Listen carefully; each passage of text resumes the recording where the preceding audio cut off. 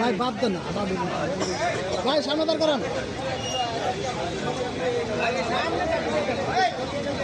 ডায়াসটা সরান না।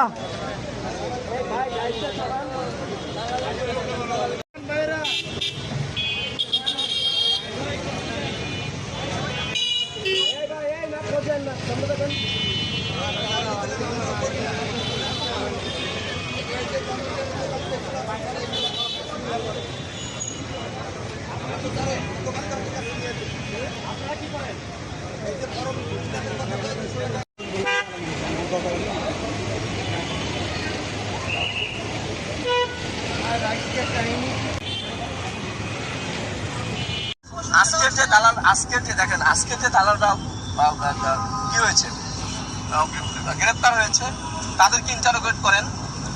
আমি দিদি এখানে দাঁড়ায় থাকবো।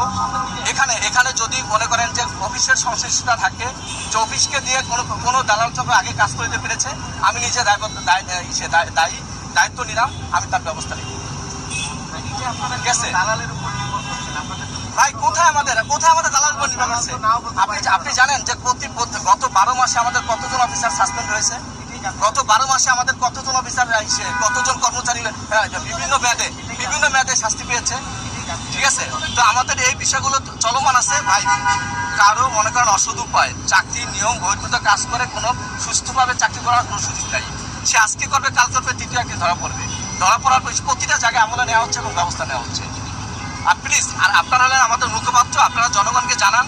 আর আপনারা হলেন দর্পণ, আপনারা সুশীল সমাজের প্রতিনিধি, আপনারা আমাদেরকে ইনপুট দিবেন, অবশ্যই আমরা সেভাবে কাজ করবো।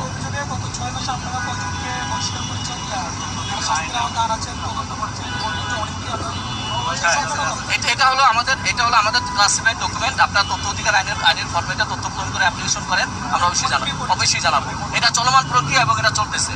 এবং শুধু এটা না, কেউ মনে করেন দেরি করে অফিসে আসলো, সে পানিশমেন্ট পায়। ঠিক আছে ভাই, ধন্যবাদ।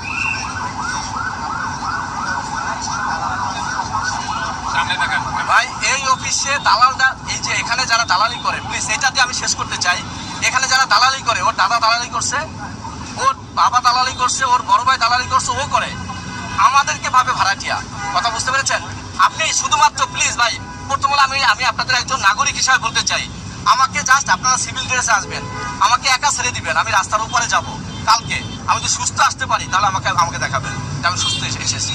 কারণ ওদের ব্যাপারে আমরা এতগুলো অ্যাকশন নেই, ওরা আমাদেরকে নিজেরা না পারলেও মহিলাদের হলে গালিগালাজ করে যে আমরা কেন ওদেরকে উচ্ছেদ করি।